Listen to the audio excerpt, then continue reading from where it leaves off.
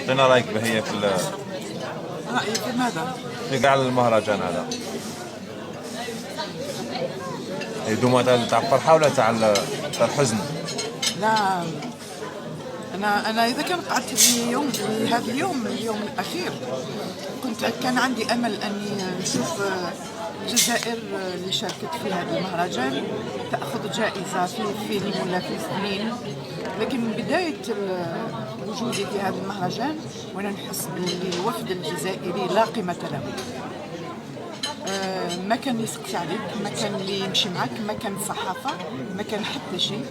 وفي النهاية كامل تصور واش وقع لنا اليوم. راك كنت حاضر عماد، كنت حاضر انه ديزانفيتاسيون معنا، كي دخلنا قعدونا في الصف الاخير مظلم، مكان مظلم فيه الا الناس اللي ماشي معروضين جايين بلا عرضه، وفي دي شاز لون بلاستيك.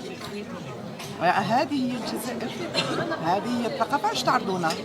علاش تعرضونا باش تقولوا احنا عرضنا الجزائر؟ إذا كان تعرضوا الجزائر ما تعطيهاش قيمة لبناتها وبناتها وأبنائها، راك خسرت كل شيء يا أخي، بصراحة خسرت كل شيء.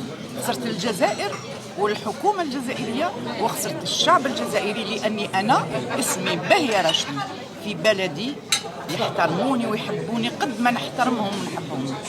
للأسف اليوم حسيت نفسي مهانة لدرجة لا تتصور، ما تقدرش تتصورها. فهذا الشيء هذا دموع، ماشي دموع أنا عندي كبرياء. وشفتني كيفاش خرجت قبل ما تبدا الحفل، قبل ما يبدا الحفل كي قعدنا السيد قال لنا انتم الجزائريين تقعدوا هنا، يعني قالها بواحد الطريقه. قلنا له احنا وفد جزائري، هل تعرف واش معنى الجزائر؟ هل تعلم؟ الجزائر وما ادراك ما الجزائر. نقعد هنا يا السلام عليكم ويعطيك الصحه. انت اللي خرجت معايا عماد، وقفت معايا، يعطيك الصحه. ربي ان شاء الله يبقي بخاطرك، وان شاء الله تصبح نجم في بلدك، وان شاء الله تتغير الاحوال عليكم. لانه الشيء اللي جاز علينا احنا من زمان كنا صابرين، لانه في بلدنا ووصلنا في بلدنا، وصلنا ان شاء الله اللي اصبحنا قامات باسقه فنيه في بلدنا.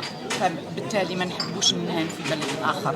مع الاسف واحد معروض كما انا معروضه مدوا له كل شيء، مدوا له كل شيء، واحنا حتى النظره ما ينظروش فينا. يا للغرابه، يا للغرابه. وتقول جارتي الجزائر.